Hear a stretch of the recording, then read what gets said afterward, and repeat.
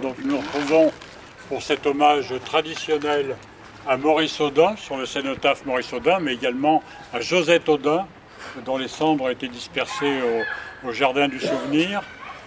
Pour l'association Josette et Maurice Audin, c'est un moment un peu charnière, puisque l'association revient d'un voyage de 10 jours en Algérie, d'une délégation de 10 jours en Algérie, où nous avons pu présenter des conférences mathématiques, puisque vous savez que l'association a créé en 2004 un prix de mathématiques Maurice Audin, partagé entre un mathématicien travaillant en Algérie et un mathématicien travaillant en France, ce qui est décerné tous les ans sous la houlette de la Société mathématique de France, la Société de mathématiques industrielles et appliquées et la présidence du jury assurée par la directrice de l'Institut Henri Poincaré. D'autres présidents ont été par exemple Cédric Villani, le mathématicien très connu. Donc des conférences mathématiques, la remise du prix Maurice Audin au lauréat 2022, Samir Bedrouni, des conférences historiques avec les historiens de l'association, Gilles Manseron, Alain Rusciot et un autre qui ne pouvait pas être là, Christophe Lafaille, des rencontres historiques, et puis une démarche auprès des autorités algériennes, emmenée par Pierre Audin qui pour la première fois allait en Algérie avec son passeport algérien, puisque Pierre est algérien, et donc ce qui a créé une forme d'événement en Algérie. Et puis nous avons organisé également des rencontres avec des féministes algériennes, des jeunes, des moudjahidates, des anciennes combattantes de la libération. Un buste Maurice Audin a été inauguré sur la place Audin à Alger. La place Audin, c'est une place centrale à Alger. Et il y a une stèle, elle s'appelle place Audin depuis 1963, elle n'avait jamais été inaugurée. Et là, un buste Maurice Audin a été placé au-dessus de la stèle, en présence des autorités, à l'initiative même des autorités algériennes, des autorités nationales et locales algériennes. Et cette délégation, Pierre Audin s'est vu remettre par le ministre des anciens combattants, le ministre des Moudjahidines, son attestation de fils de Shahid. Shahid, c'est un martyr de la guerre de la révolution algérienne. Et donc Pierre Audin s'est vu remettre cette attestation, a été honoré par le ministre des Moudjahidines. Et nous avons, ce qui est tout à fait formidable, c'est que cette rencontre, cette délégation, a provoqué un élan très important en Algérie, un élan un peu comme une soupape de liberté, un vent de liberté qui soufflait. On a reçu des milliers, voire même des dizaines de milliers de messages de respect, de messages à Pierre Audin, mais de messages à notre initiative, de respect, d'amitié, de solidarité, d'envie de poursuivre, d'envie de continuer, l'envie de continuer à jeter des ponts entre les peuples algériens et français à travers les sociétés, ce qu'on dit les sociétés civiles. Donc c'est une grosse responsabilité qui incombe à l'association. On aura besoin sans doute de vous de façon très importante, parce qu'il va falloir penser la suite. Parce qu'une des démarches qui était notamment celle de Pierre, qui avait pris un engagement avec sa maman, avec Josette Audin, c'est d'exiger des autorités, de demander aux autorités algériennes qu'elles entament des recherches sur le lieu où Maurice Audin aurait pu être enterré par ses bourreaux, par les militaires français. Donc le ministre des anciens combattants a dit qu'il donnerait des directives dans ce sens et que ça serait aussi une démarche qui concernerait des milliers de disparus de la guerre d'Algérie, puisque vous savez qu'il y a des milliers de disparus dont les corps ont été éparpillés dans toute l'Algérie sans qu'on sache où ils sont enterrés, ce qui est une douleur très forte pour les familles, parce que non seulement ils ne connaissent pas la circonstance dans laquelle leur proche a été tué, torturé, assassiné, mais ils ne savent pas non plus le lieu où il est enterré. Et c'est une douleur qui se transmet de génération en génération. On ne peut pas dire, voilà, ils ont 80 ans. Non, ça se transmet de génération en génération. Donc il y a cet engagement de la part du pouvoir algérien. On verra s'il se concrétise. C'est nécessaire de penser qu'il peut se concrétiser. L'association a émis l'opinion selon laquelle il s'adresserait au gouvernement français pour qu'ils apportent leurs contributions. Les contributions, ça peut être une pression accrue de la part du gouvernement ou de l'État sur les anciens militaires pour qu'ils ouvrent leurs archives personnelles, pour qu'ils ouvrent les archives militaires qu'ils ont privatisées. Ils sont partis avec des archives militaires. Par exemple, la veuve du général Massu, qui est quand même un personnage essentiel dans la guerre d'Algérie, dans la répression sur le peuple algérien, la veuve Massu possède les archives du général Massu et refuse de les communiquer, refuse de les ouvrir. Donc pour y avoir là de nouveau, le président Macron avait le 13 septembre 2018 chez Josette Audin dit qu'il invitait tous ces gens-là, il leur a dit n'ayez pas de crainte, ouvrez vos archives, parlez, témoignez. Il ne s'est rien passé de ce point de vue-là, donc nous pensons qu'il pourrait y avoir une pression un peu plus forte du fait de ce pas en avant des autorités algériennes, puisque le ministre s'engage à engager des recherches. Donc voilà, un événement très important, soulignant que les gens là-bas, on a eu un petit moment un peu pour certains, un espace de liberté. Je pense aux féministes algériennes qui ont pu se réunir, ce qui depuis la fin du Irak et la période actuelle qui voit un rétrécissement des libertés extrêmement grave. Vous avez vu des journalistes emprisonnés, même des avocats qui craignent pour leur carrière. Donc, je ne sais plus ce que je veux dire. Espace de liberté. Comment ? Espace de parole. Espace de parole, et je pense aux féministes qui, le jour de l'inauguration du buste Maurice Audin, où les officiels avaient privatisé, je dirais d'une certaine façon, l'inauguration, les féministes étaient là, elles ont chanté Minjabia, un chant révolutionnaire algérien qui n'est pas l'hymne officiel, et elles ont poussé des you-you, elles ont donné une couleur à l'inauguration qui n'était pas tout à fait celle qu'attendaient les autorités certainement. Donc voilà ce que je veux dire, on a beaucoup de travail. Merci à tous d'être venus. Il y aura plusieurs petites interventions, peut-être c'est pas l'ordre protocolaire, mais Alain Rusciot va faire une petite présentation du comité Audin, puisqu'on avait décidé de dédier cette cérémonie cette année au comité Audin, qui a été créé en 1957 à l'initiative de Laurent Schwartz, le mathématicien Laurent Schwartz, avec d'autres dont Alain va nous parler. Et donc on avait souhaité marquer cet engagement, qui était un engagement des mathématiciens, mais aussi d'intellectuels et de militants. Bien, toujours. Évidemment, l'émotion doublée du fait que je dois vous faire un aveu, c'est que j'avais oublié que Pierre m'avait demandé de faire cette intervention, donc je vais vous la faire de tête en demandant aux érudits qui sont nombreux parmi vous de rectifier le cas échéant mes erreurs factuelles. Donc Pierre Audin était un mathématicien très connu, déjà très réputé, de la faculté d'Alger, militant communiste, militant du Parti communiste algérien, avec cette particularité, comme vous le savez sans doute, je vais pas aller dans tous les détails, mais comme vous le savez sans doute, le Parti communiste algérien avait été interdit en septembre 1955, donc un an et demi avant l'arrestation de Maurice Audin. Et Maurice Audin, la direction du PCA avait en quelque sorte séparé les militants en deux catégories, ceux qui rentraient dans la clandestinité totale. Bon, on pense évidemment à Henri Alleg, et puis à bien d'autres, Salek Adjérès, William Sportis, mais également ceux qui restaient dans la vie de la cité et qui faisaient un travail beaucoup plus discret, mais Maurice Audin en faisait partie.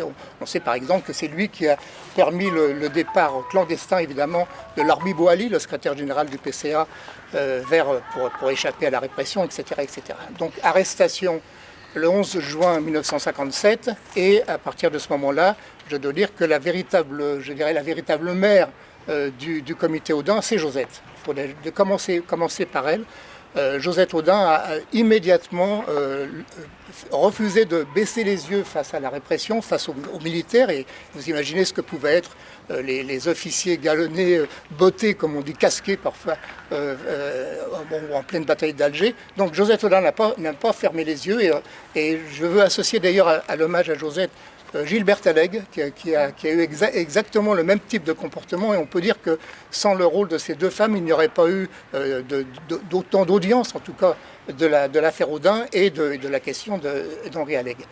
Donc, un petit transport maintenant en métropole. Donc, le comité Audin, le premier comité Audin, a été fondé, donc effectivement, comme Pierre l'a dit, par Pierre Vidal-Naquet, par Laurent Schwartz, par Jean Drèche, par Madeleine Rébériou. Donc voilà une catégorie d'intellectuels militants anticolonialistes avec cette volonté délibérée qu'il y ait en quelque sorte deux campagnes parallèles. La campagne du PCF qui a eu lieu également, qui a eu son rôle, mais la campagne qui était extrêmement pluraliste, axée sur la dénonciation de la torture. Et donc à partir de ce moment-là, il y a eu effectivement cette lutte, cette popularisation, et on peut dire que je vais aller vite pour vraiment marquer ce qui a été le cœur de l'argumentaire du comité Audin, c'était de dire Maurice Audin est un cas emblématique. Maurice Audin est une victime, évidemment. Immédiatement, le livre de Pierre Vidal-Naquet, L'affaire Audin, a immédiatement mis la lumière.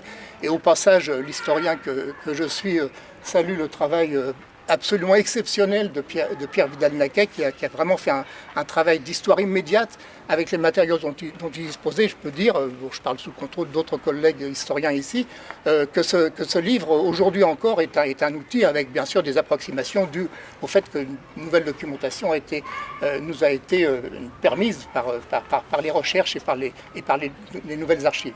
Donc, travail de Pierre Vidal-Naquet. Et alors, ce que je voulais dire, oui, l'axe central de l'argumentaire, c'est de dire Maurice Audin est une victime, mais une victime parmi d'autres. Et parmi les milliers et les centaines de milliers de torturés algériens. Et je pense à la première page du livre d'Henri Allègre, La Question, dans la toute première page dans laquelle il dit « Je suis dans cette prison et autour de moi, il y a des centaines de prisonniers algériens. Et donc, il faut que la protestation soit dirigée contre la répression, contre ces gens-là. » J'en profite pour dire qu'à la suite, effectivement, de la visite du président Macron chez Josette Audin, avec un certain nombre de collègues, et je pense en particulier à Malika Rahal et Fabrice Rissoputi, a été créé un site qui s'appelle 1000 autres, ce qui veut bien dire ce qu'il veut dire. Donc, Maurice Audin, cas emblématique, et nous sommes bien placés pour le savoir et pour le saluer, mais les 1000 autres, eh bien, ce sont les milliers d'inconnus qui ont péri sous la torture, qui ont péri sous la forme de crevettes bijards, qui ont été assassinés lâchement par l'armée française. Et n'oublions jamais que l'armée française était aux ordres de l'État français. Voilà, merci beaucoup. Merci.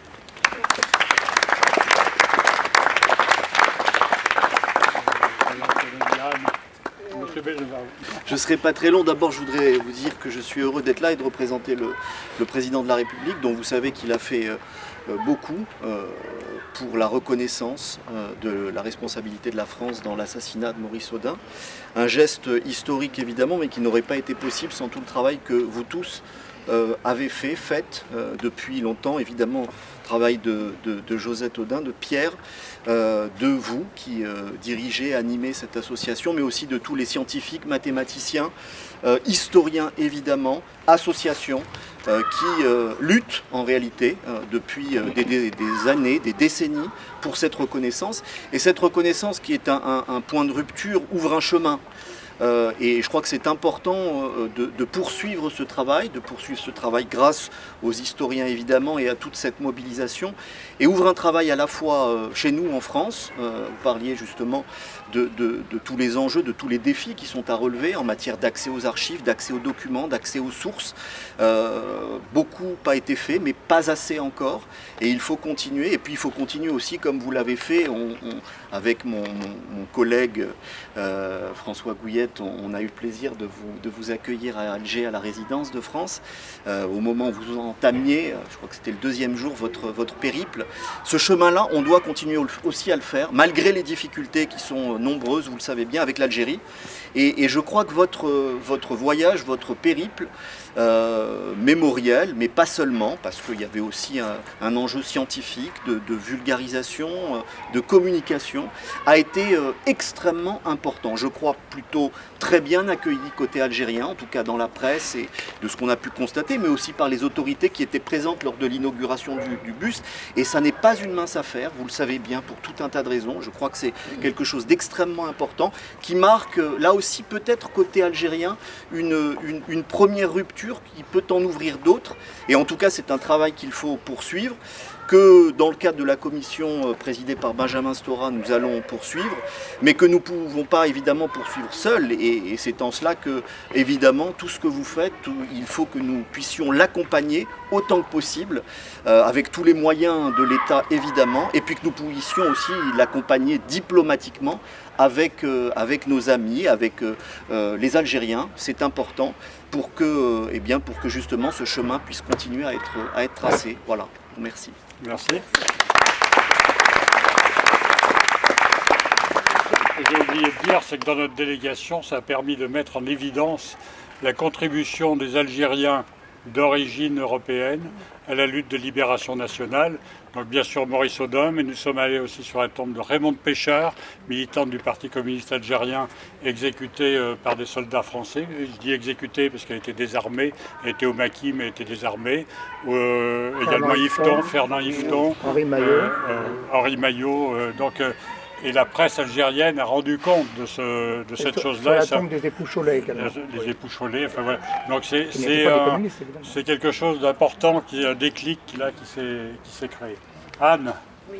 Élue communiste du 20e, adjointe au Bien, maire. je n'ai pas la même aisance à la parole, alors donc je vais me permettre de lire un petit texte que nous avons préparé, donc cher Pierre, Monsieur Audin, Mesdames et Messieurs les présidents, responsables associatifs, je suis particulièrement heureuse en tant que femme puisque j'ai vu aussi qu'il y avait une attention particulière faite aux compagnes de Maurice et de Henri Alleg.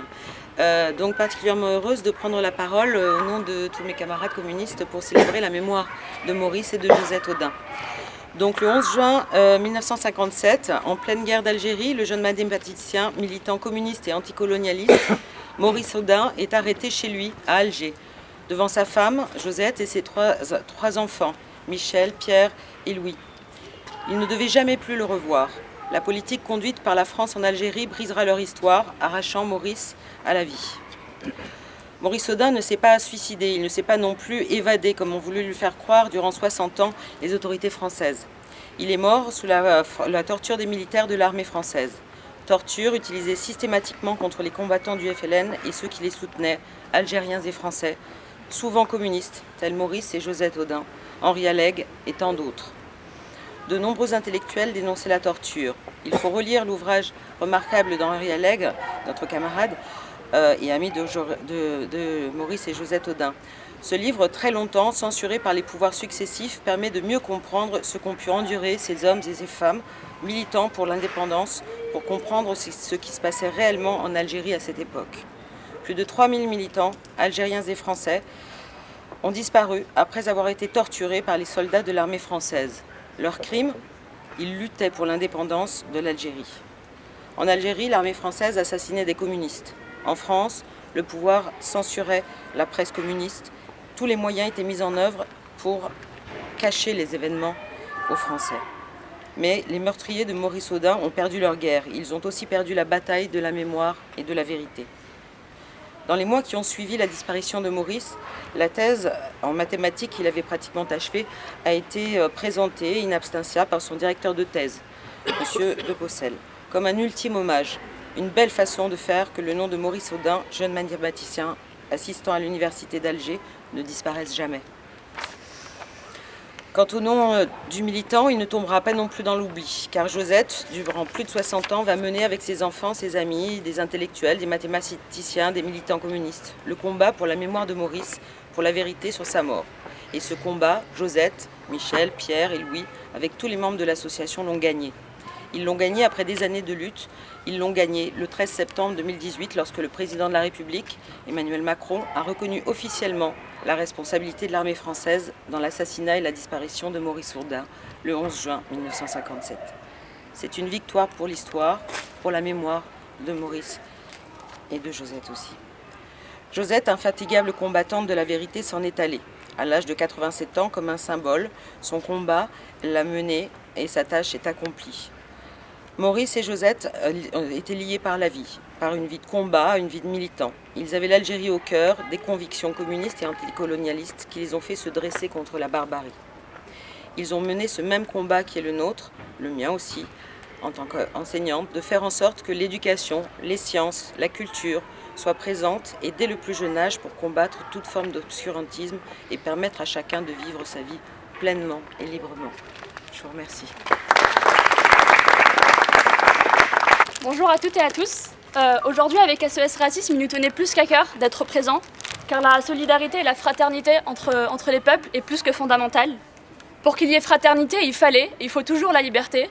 C'est pour ça que Josette et Maurice Audin se sont battus pendant les temps barbares qu'étaient la colonisation et la révolution algérienne. En tant que jeunesse, nous sommes porteurs de cette histoire et de cette mémoire de combat pour la liberté. Et c'est ce qui nous mène aussi à nos revendications pour l'égalité. C'est pour cela que depuis 5 ans, SES Racisme, avec d'autres des deux côtés de la Méditerranée, travaille et demande la création d'un office franco-algérien pour la jeunesse. Nous attendons l'appui nécessaire de l'État et de son chef, qui à travers le rapport de M. Stora est au fait d'ailleurs de la nécessité et de l'importance de la discussion entre les mémoires pour qu'il y ait un avenir apaisé entre les deux jeunesses et les deux peuples des deux rives de la Méditerranée. Merci.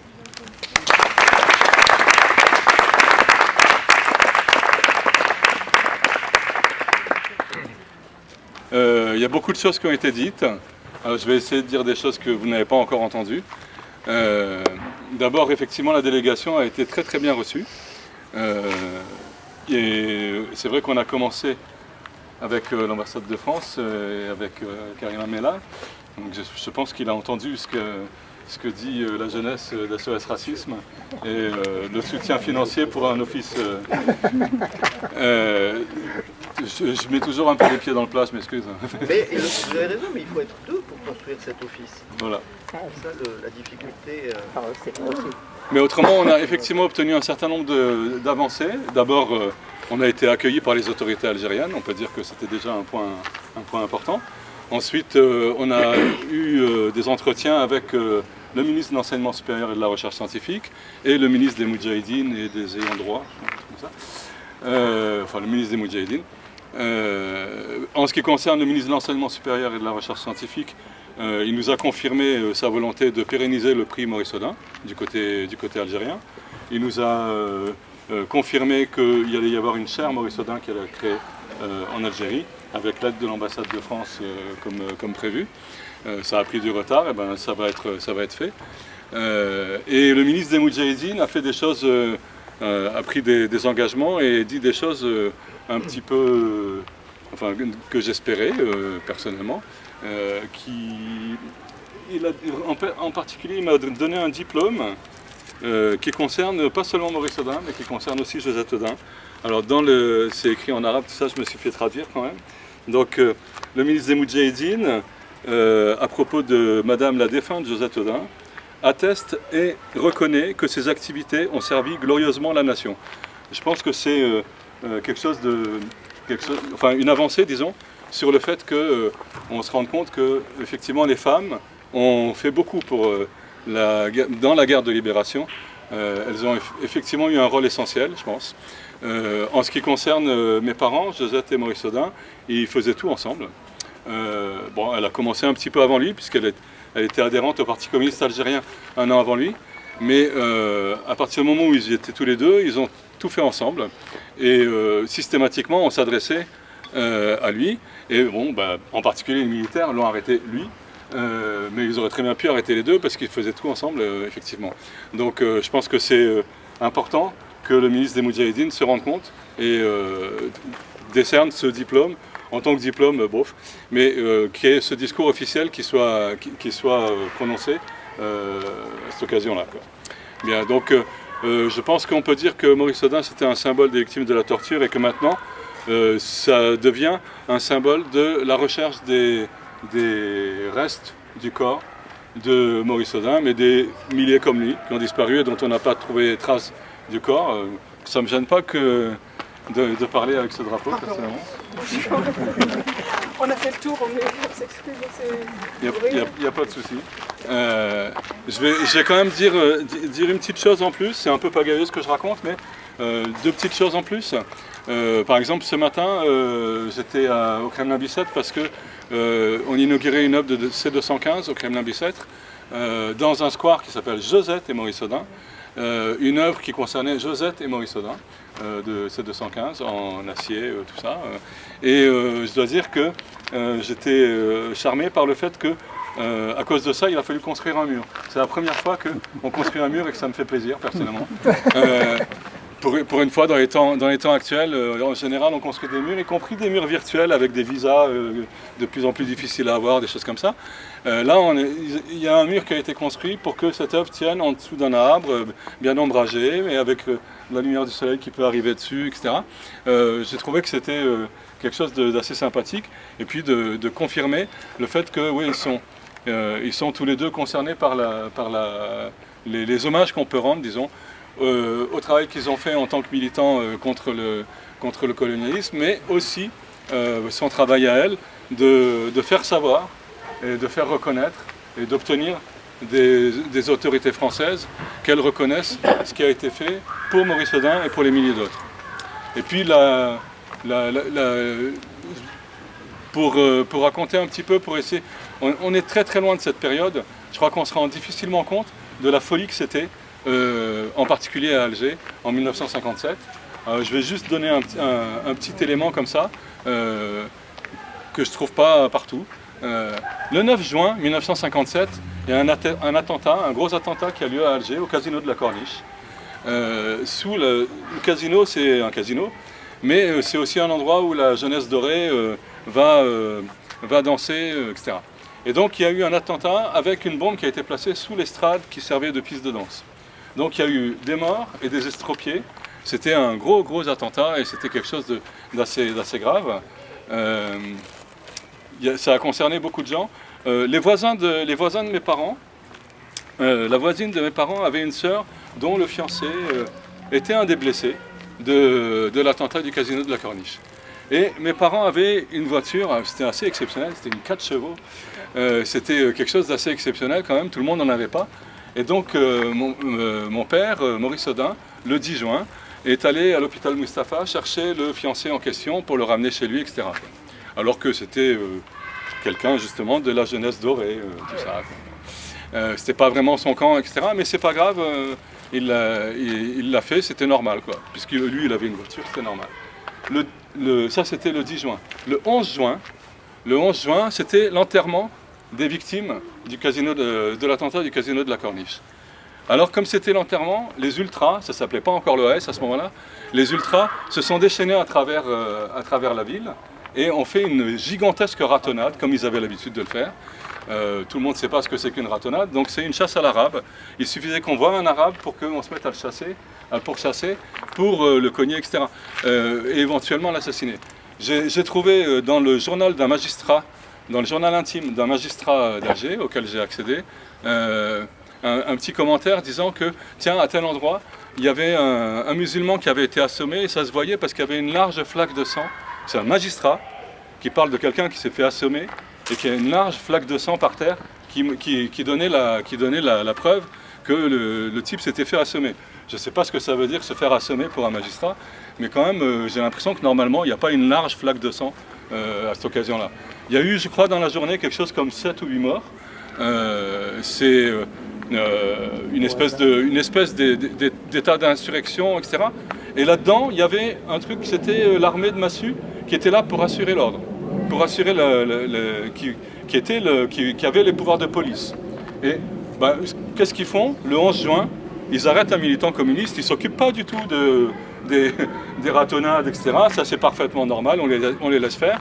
Et on va arrêter un militant communiste parce qu'il risque de donner des renseignements sur tel autre, etc. Donc voilà, c'est juste pour replacer un petit peu les choses dans le contexte. Il y avait une espèce de folie, c'était n'importe quoi. Tout le monde avait le droit de faire tout et n'importe quoi, en particulier les militaires avaient le droit de faire tout et n'importe quoi. Ils avaient les pouvoirs de police, mais ils avaient aussi les pouvoirs de justice, c'est eux qui décidaient. Et puis c'était même les bourreaux. Donc police, justice, bourreaux, ça fait quand même beaucoup, alors que ce qui leur avait été donné, c'était les pouvoirs de police. Donc c'était la situation à cette époque-là. Je pense que dans ces conditions, effectivement, Maurice Audin, c'était pas une bavure, c'était un exemple de ce qui se faisait de façon courante par l'armée française à ce moment-là. Et donc maintenant, ça devient un exemple de ce que l'Algérie va essayer de faire, c'est-à-dire trouver les traces de tous les gens qui ont disparu Et pour ça, effectivement, il va falloir qu'il y ait l'aide de la France. Parce qu'en fait, si on regarde bien, ceux qui peuvent dire où est-ce qu'on risque de trouver des choses, c'est les autorités françaises. Et ceux qui ont la possibilité, le droit et éventuellement le devoir maintenant de faire des fouilles, c'est les autorités algériennes. Donc il va falloir qu'ils s'entendent, il va falloir qu'ils discutent ensemble et il va falloir qu'ils s'entendent pour ça. Donc c'est à nouveau un combat de l'association de faire en sorte que les choses avancent de ce point de vue-là. Voilà. Je ne vous saoule pas plus longtemps.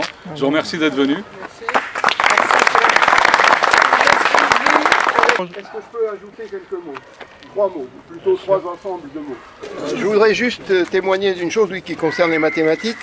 Il y a eu avant notre départ, donc je faisais partie de cette délégation, qui je dois dire, dans le volet mathématique et scientifique, a, je crois, été un succès. Et avant ça, quelques jours avant, le 23 mai, à l'Institut Henri Poincaré à Paris, il y a eu la proclamation des lauréats du prix Maurice Audin de mathématiques 2022. Et à cette occasion, je reprends ce qu'a dit Pierre Mansart tout à l'heure sur la question de la transmission. C'est très important, tu as dit Pierre que la transmission était importante et que la douleur aussi se transmettait de génération en génération. Et nous en avons eu une preuve absolument éclatante, une illustration parfaite le jour de cette remise de prix, parce qu'il se trouve que le lauréat, comme on dit, côté nord, rive nord de la Méditerranée du prix Audin cette année, c'était Yassine Chitour. Yassine Chitour est un mathématicien qui a la double nationalité française et algérienne, et c'est un ancien élève de l'école polytechnique qui enseigne maintenant à l'université de Paris-Saclay, qui a longtemps dirigé un laboratoire, qui fait beaucoup pour la coopération scientifique entre la France et l'Afrique et d'autres pays. Et c'est un excellent chercheur et ce prix est parfaitement mérité. Alors d'habitude, les lauréats des prix, quand on leur donne la parole pour quelques minutes, eh bien, ils exposent leurs travaux, ils décrivent ce qu'ils ont fait. Et là, Yassine Chitour a commencé par dire qu'il n'allait pas du tout parler de ses travaux, qui avaient été présentés par un de ses collègues juste avant, et qu'il voulait s'adresser en particulier à Pierre, et parler de Maurice Audin et de ce que ça lui évoquait. Il était dans une émotion considérable. Il a à un moment donné pas pu se contrôler et il s'est mis à pleurer. Et je dois dire que nous étions nombreux dans la salle. En tout cas, moi, je me suis mis aussi à pleurer. Je veux dire, c'était tellement émouvant. Et il a évoqué l'affaire Audin et il a dit à Pierre que les deux familles, Audin et la sienne, étaient liées non seulement par le fait qu'il y avait des mathématiques de part et d'autre, mais aussi parce qu'il se trouve que Yassine Chitour est le petit-neveu de Ali Boumengel, qui a subi le même sort que Maurice Audin.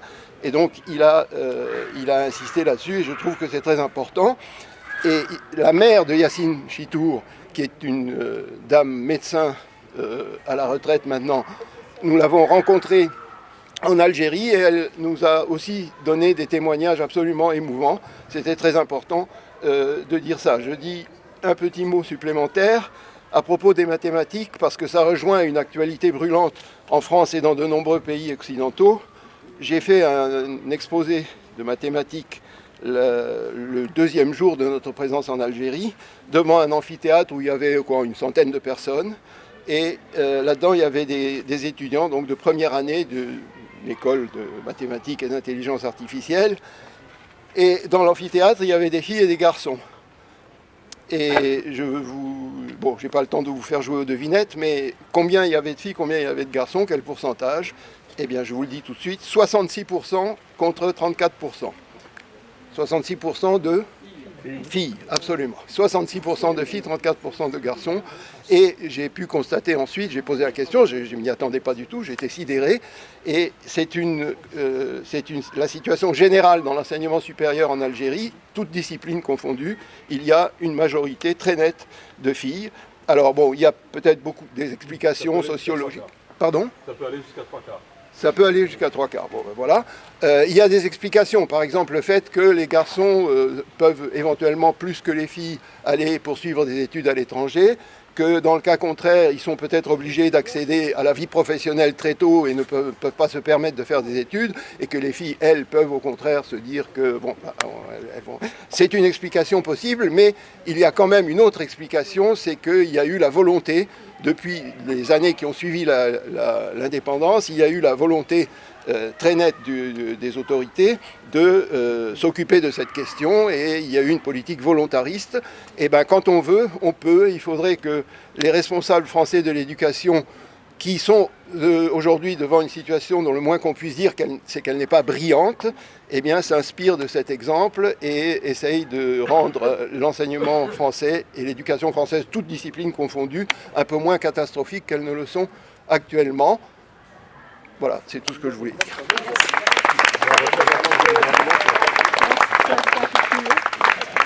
À propos des combats pour la liberté d'hier et d'aujourd'hui, je voulais juste vous dire que Fadila Chitour, donc sa mère, est présidente et fondatrice d'un réseau qui s'appelle le réseau Wassila, et qui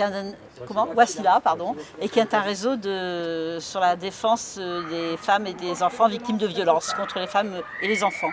Donc voilà, je voulais juste préciser cela. Merci Claire, parce que je voulais le dire et je n'ai pas... Une minute de silence pour Josette et Maurice Audin.